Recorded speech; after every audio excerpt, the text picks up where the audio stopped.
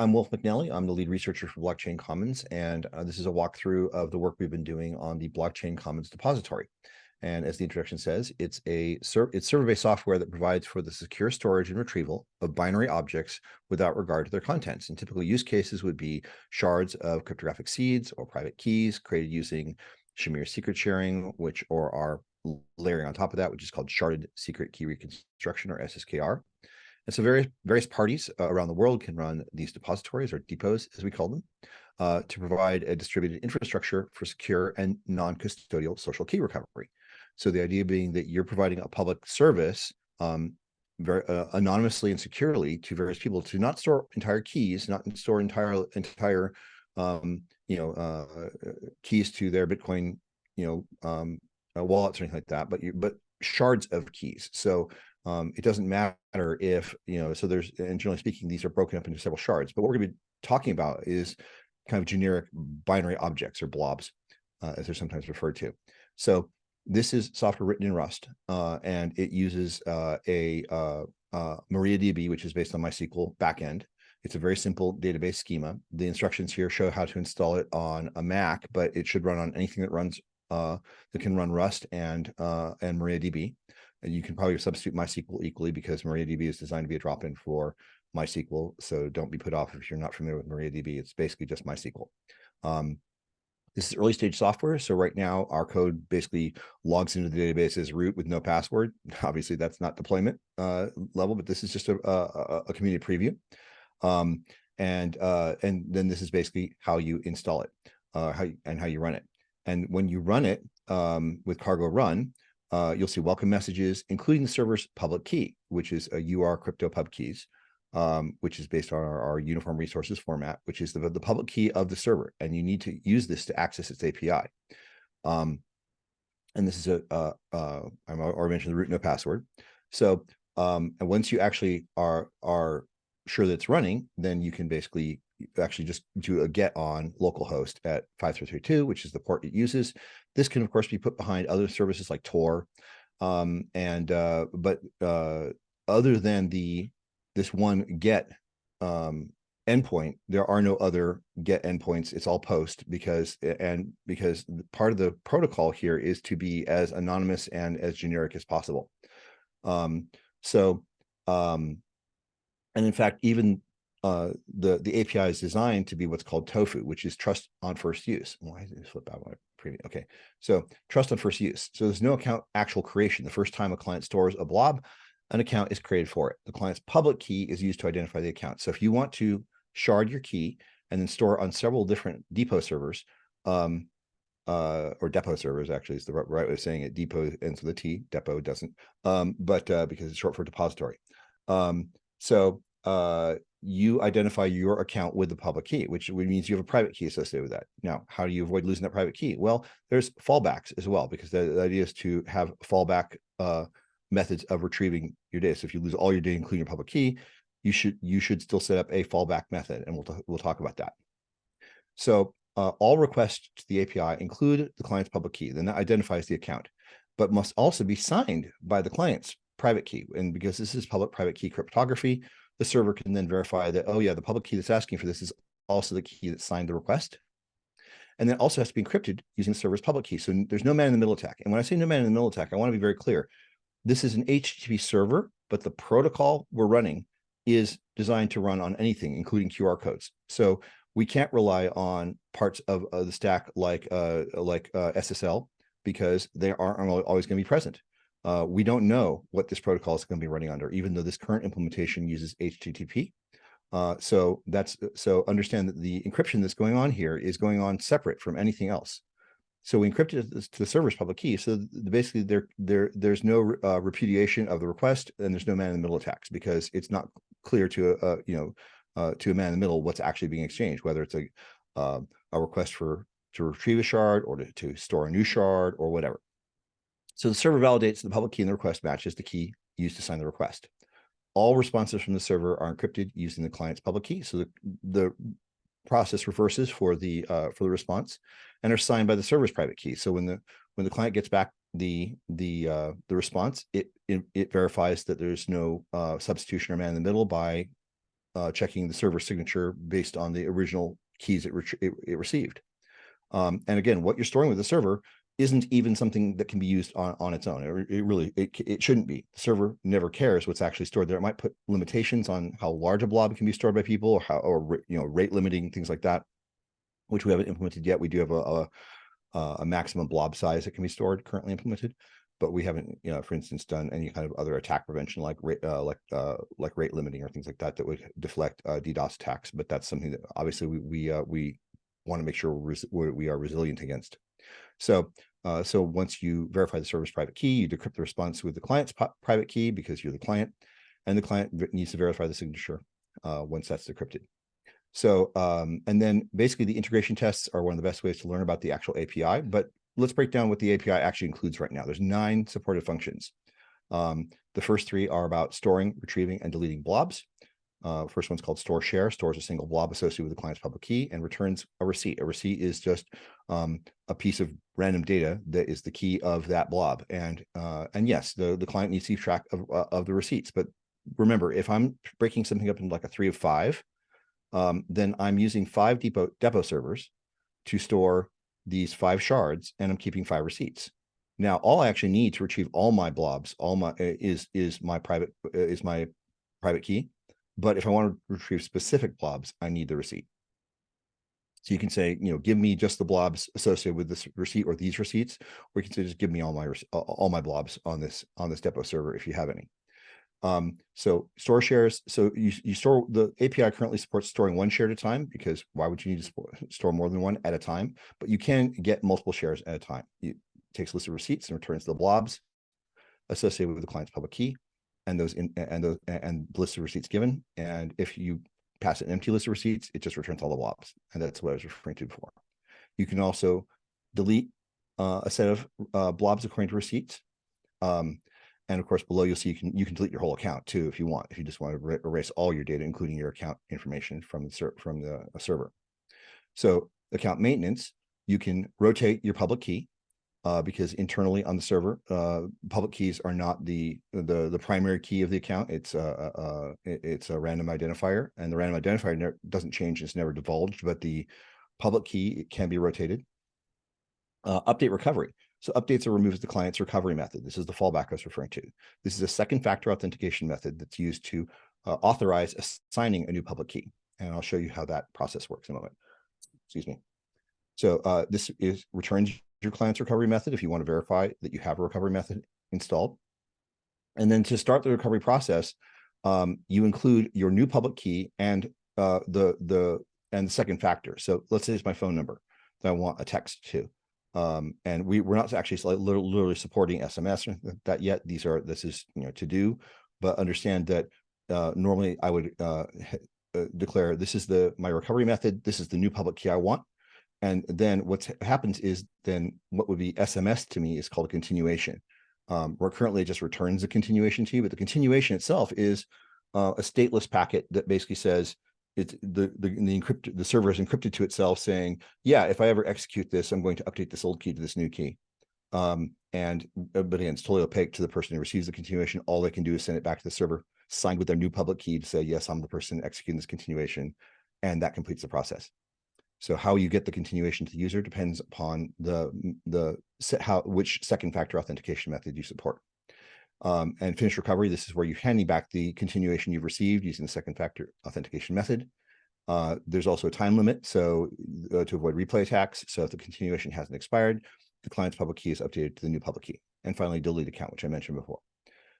So there's 2 crates, Rust crates here. One of them is the Depo server itself, and the other is the Depo API crate. And this is used to provides a REST API for the Depo server, and it's intended to be used by clients that want to store and retrieve blobs from a Depo server. So if you're writing a piece of Rust code or any other code on top of Rust that just needs access to Depo server, you include the Depo API crate because it will basically marshal and unmarshal all the envelopes and stuff like that for you. You don't even have to think about the other layers, even though we are using our stack, including Gordian envelope and so on. The higher levels really don't need to be concerned about that. They're what blobs do you want to store? What are you going to do? How are you going to deal with receipts and all that? Everything else is taken care of by the Depo API crate. So you don't have to be aware of all the details, even though I'm going to go into a couple of them here. Okay, so that's your high-level overview. So here's the Depo crate, and here's the Depo API crate. Real quickly, let's look at I'm going to look at some of the unit tests here, because unit tests are actually really, Rust integrates unit tests very nicely. So here's what a request looks like for a Depo server. Sorry about all the stuff popping up. And this is essentially Gordian envelope format. This is Gordian envelope notation. But so that you're not looking at, if you're familiar with JSON, you're not looking at JSON. And if you're familiar with CBOR, you're not looking at CBOR diagnostic notation. This is for Gordian envelope. It's a hierarchy, and it's a tree of nodes essentially, but you don't need to worry about that. Right now, at the top level, you have the subject. The subject says, this is a request with a random identifier. ARID stands for apparently random identifier. And we have a document that documents what they are, but basically it's 32 random bytes. You're seeing the first 8 here. And then within that, so there's a subject, and there's a set of assertions. And there's one assertion here which says the body of this request is the function store share. These double angle brackets here is basically means this is a function, it's a CBOR tag that is used to tag function calls. And we have a way that we support within Gordian envelopes of saying this is a function call, these are the actual parameters. And that's the heavy angle brackets you see here says these are parameters. Now, why are we, real briefly, why are we calling these out as separate, and why not just use strings? Why are we tagging them separately and putting these angle brackets around them? And that's so you can have other assertions that aren't actually parameters and things like that. So Gordian envelope is very flexible about that, but because we believe that function calling using Gordian envelopes is going to be a major use of that, we're providing some special affordances for that in our envelope notation here. But these are just CBOR tags. This and this are CBOR tags. And then these can either contain strings, which they do here, or they can contain integers, which makes them more compact. But right now we're just using strings. So in this case, the request here is to store a share, stop it, of just 4 bytes. Obviously, most shares you store would be bigger than that, at least 64, 128 bytes or something like that. And then the key is a public key base. Public key base is a user's public key. And so that's what a typical request might look like. Now, what does it look like when it arrives at the server? When it arrives at the server, it's just encrypted. It's an encrypted thing. It's an encrypted message. And it has one assertion, which is has recipient sealed message. Now, what is the sealed message? The sealed message is the actual key, the symmetric key. Stop it. I got to turn off I put this in presentation mode somehow. The sealed message is just the symmetric key of the encrypted message that's been encrypted with the server's public key. So the server can decrypt the encrypted message with its private key. And so the envelope that actually arrives, you can't tell who the signer is. You can't tell who sent it. You can't tell who was supposed to receive it. You can't tell anything about it.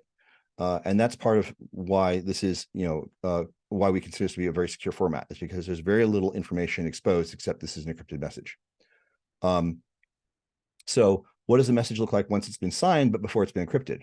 Well, as you can see, here's the same request we had before, but it's been wrapped. And wrapping envelope is something you do when you want to basically do something to the whole envelope, like assign it or encrypt it. And then it has a verified by signature. And this is the client's signature that they added to it. And so this request envelope has been wrapped and signed by the client, and then it's encrypted to the server. So, and again, you're seeing the human readable format of this. When this is actually transmitted on the wire or in the QR code, or this is all binary using CBOR. So that's basically what the request response, and the response is also very simple. I'll show you what a couple of responses look like, but it's basically either the data you requested or an error of some kind. So in the Depo API crate, which is again marshals and unmarshals these 9 calls. For example, let's look at the store share call here. So this is again, this is the unit tests for this. So it's basically composing. It's saying let's create a private key. Let's derive the public key from that. Let's create a store share request with a new random ID and our key and the data we want to store, which is just the byte string DATA. And then we're creating an envelope from that request. So the request basically emits an envelope, a Gordian envelope, and then we basically want to assert that that envelope has a specific format, and this is it. Okay, so stop hovering. So so as you see, it's basically the same thing we just showed you, but now it's basically doing the check that yes, if you use a fixed ID, which you normally wouldn't, because this will be random, then you get this thing, and then and this is the actual store share request. This is because it has two parameters, data and key, and then the response would be this is your response to the same ID. See, they match. The result is bytes 32. This is your original.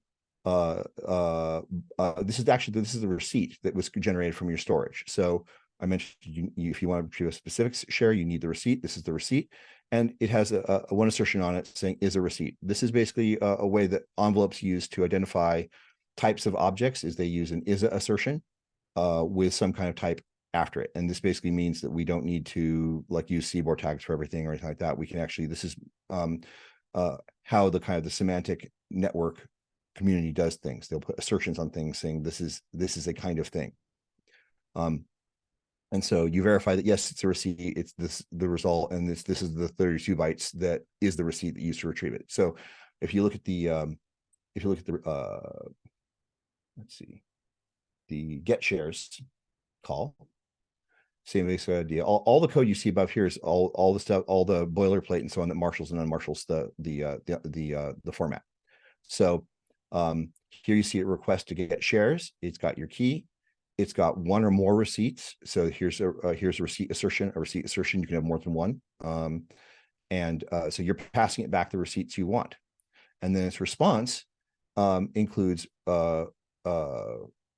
result okay, and then the actual bytes. So it's the receipt is the key, and the bytes that you asked for is the value. So you can correlate your request to the response. So it's saying, yeah, for this receipt that you handed me, here are the bytes. For this receipt you handed me, here are the bytes. This is the bytes you originally stored. So, and then again, these all go through the same signing encryption process you saw earlier to make it secure and anonymous. So now that we have that, I want to actually show you what the server looks like when it's running. Now, since I can't share a separate window at this point for some reason, I would show you this running in a separate terminal window, but I'm going to open up the terminal window here, and then I'm going to go to the actual Depo server. The actual Depo server is running. Actually, I can probably open. I can do it this way. I'm going to go into Depo, and I'm just going to say cargo run. So this is actually going to run the actual Depo server, and as you can see, it says starting blockchain commons depository on port 5332. Here's the public key. And this is basically your crypto pub keys that you need to use to encrypt all your messages to the server. And again, the get endpoint gives you this. And then this is basically we're basing our server on a library called Warp. And so it says, yes, it's running. All right. So now that we have that, we can split this.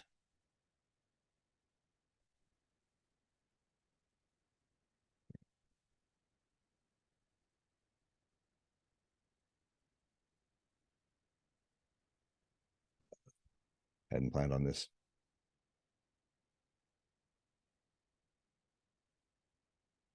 Okay, hang on. Let's apologize for this. Let's try that again.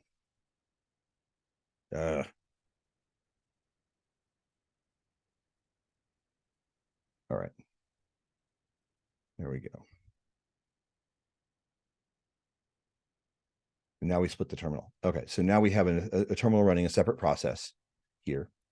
And we're going to go to the actual Depo server here, Depo source tests, server test. And this is basically, there's several different tests here. And if you just do a cargo test, it's going to run them all. And if the actual Depo server is running separately, it will run on the Depo server itself. If it doesn't, it'll run like the in-memory tests and the local server tests and things like that. So what I'm going to try to do here is test server separate. And this basically says I'm going to connect to a client running on this machine, which we're doing in this window over here. So it's actually going, this is where it gets the public key. It's actually going to, there's and all these calls are asynchronous. So it's calling get public key. And then if it can't connect, it'll skip this test. If it can, it'll go into test Depo scenario, which is with the public key it actually retrieved. And so here's the actual test Depo scenario. And this is basically, two users concurrently, Alice and Bob, who know nothing about each other, are basically concurrently storing and retrieving shares.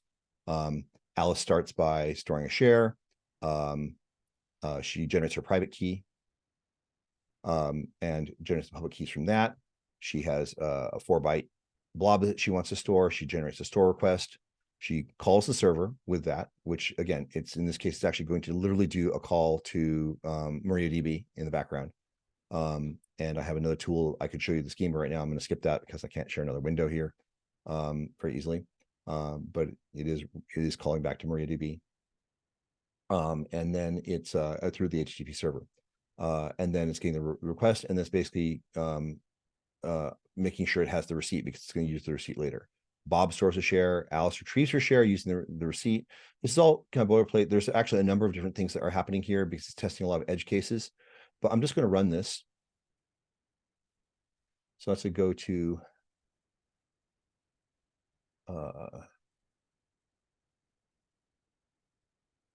here, testing. So I'm going to basically say run test. So what you see now is that this is from the original. This is the test server. This is the test scenario running. So it's basically saying it's doing these things. Some of them fail because they were deliberately designed to fail because they're testing edge cases. For example, someone attempts to retrieve all shares from a non-existent account, or someone attempts to retrieve all shares from Alice's account using her public key, but not signed properly. Basically, Alice attempts to retrieve her shares using the incorrect Depo public key. So you have to address the Depo server correctly.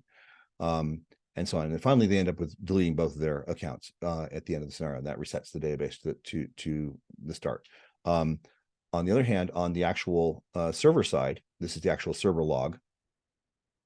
You actually see that it's basically said, okay, I'm receiving a request to restore a share, 4 bytes. This is the key. This is the receipt I'm handing back. I'm sorry, this is the key of the user. So this is actually a user identifier. Again, this is just 8 bytes. This is the CRC32 of the UART it was sent. So this is uniquely identifies the server. So if I search through this throughout the log, you'll see that these are all the same user. So that store share function sends back a receipt. This is the receipt. This is Bob storing his share. It's a different user ID. And again, this is created automatically because it's trust on first use.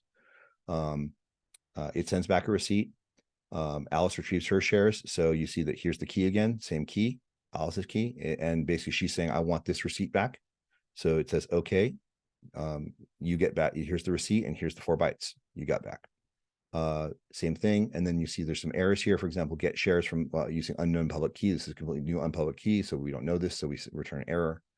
Sometimes if you can't even decrypt it because the request signature doesn't match the request key, or it's not encrypted the depository public key, you get back kind of a generic error because you can't even get into the envelope at that point, and so on. And so you basically see all these things happening. So and you also see where Alice and Bob are basically updating their recovery, and they're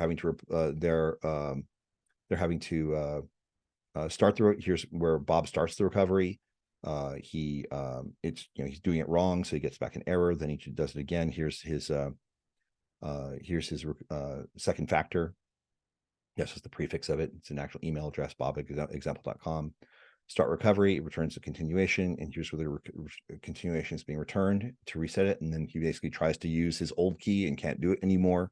So this is basically telling a whole user story essentially around this, using this stack. And the stack itself we're calling Gordian Sealed Transport Protocol, as opposed to HTTP Hypertext Transfer Protocol, because as you noted, every message is just an envelope with a single sealed message in it, and an encrypted message. And so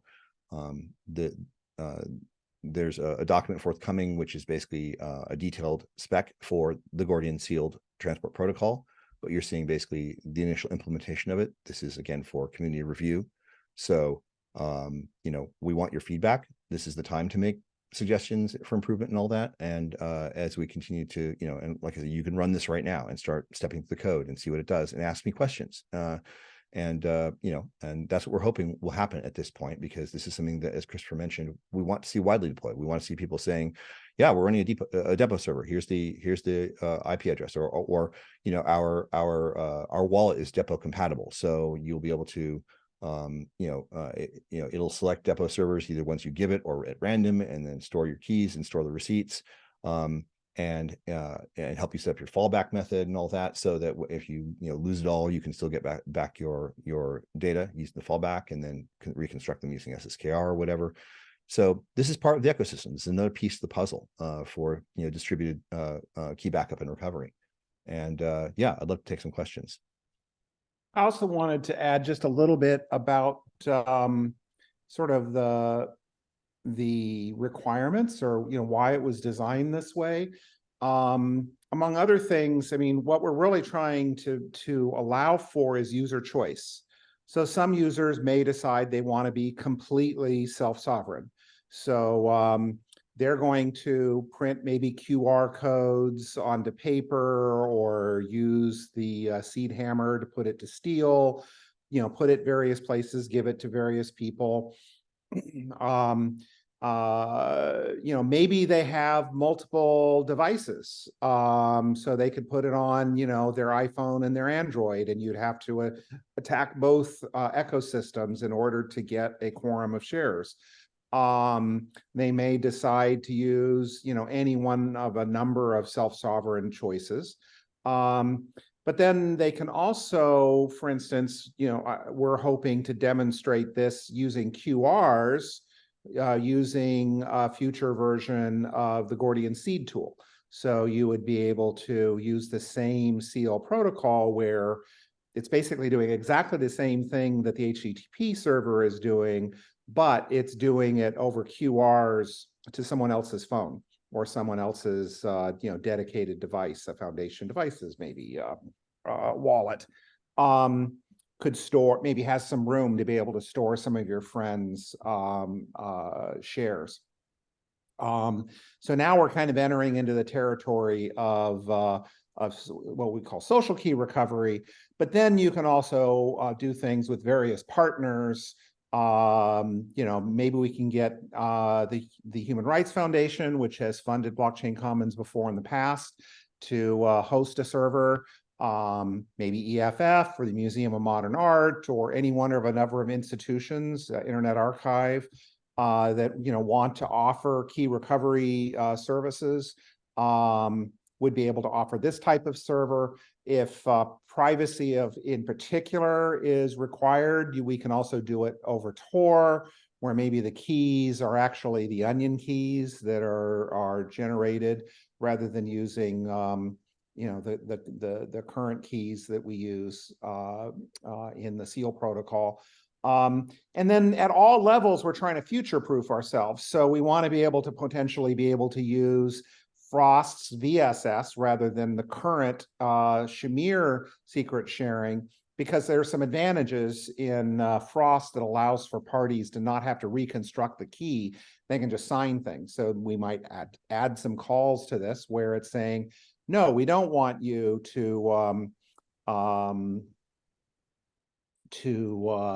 return the shard. What we want you to do is do a Frost on this. So, we're really trying to design this for a wide variety of things that allow for future proofing and user choice, rather than being locked into a single ecosystem or a single methodology, 2 of 3, where, one of the partners is your wallet provider and the other one is somebody they chose, and the other one's your device. That's just does not feel that's the right choice for a world that wants to support self-sovereignty. So there's a lot of deep thinking in some of this, and also other kinds of future proofing. I mean, right now we just do a very simple trust on first use. It can be very easily substituted with some other authentication method. Same thing with the recovery methods, can be substituted for more advanced recovery method. And even the particular seal mechanisms we use right now are potentially vulnerable to what's the term? you know, to failures in the future where Well, I mean, they're not necessarily quantum resistant, but they are IETF standard cha-cha poly IET, encryption. And what I'm talking about is the forward secrecy. So right now, in theory, since this, you know, is being done over and over again, partly for state reasons, do we want this to be as stateless as possible? But if you add in some simple state, now we can basically ratchet the keys such that, you know, breaking an old key is not going to break future things, basically what Signal does. Well, the same actual technique we're using for continuations, which is a stateless form of transfer, can be used for ratcheting keys as well, where each message that's passed has to be a unique key that is generated from the previous messages, essentially, so from history. So, you know, so that kind of technique can be used in a stateless way as well. A lot of things we, you know, need more further testing. I think one of the clients we'd really like to see is a low cost NFC card. Obviously, you know, in that particular case, we would push to the card an envelope, and that envelope, the card would basically read and you know, do the various functions. And there are limitations of how much, you know, a NFC card can do in the brief amount of time that it has power. So we've kind of designed this from the beginning to, in theory, all these things are potentially relatively small atomic operations that even a low-powered device can do. We already have an SSKR library that is been optimized for Java card NFC and works in that very constrained environment. So you know, we want that potentially to be another Gordian Sealed Transport Protocol platform. But it all starts with this Rust stack, and we're hoping that this is enough to help you decide, hey, we want to work with Blockchain Commons to make this make it work for maybe our specific scenarios, get, you know, our advice on how to do different recovery methods, you know, test the code, help us mutually, you know, some of this is doing cryptography that is, we have to be careful about. And so, you know, together we should all contribute to getting a professional third-party security review of the code before we go into any kind of broad deployment. So let me make sure something's actually very crystal clear. You've just seen three things demoed here. You've seen an HTTP server written in Rust, which implements a specific protocol, the Depo server protocol for storing and retrieving blobs, that is implemented using Gordian Sealed Transport Protocol, which is essentially a protocol for anonymized transfer across any kind of conveyance, whether it's HTTP, with or without SSL, QR codes, NFC, any of these things that, you know, whether it's sneakernet or internet or Tor or what have you, it's applicable across all these things. And it's a very compact binary representation. You see URs used, but the actual on the wire stuff is CBOR, so it's small.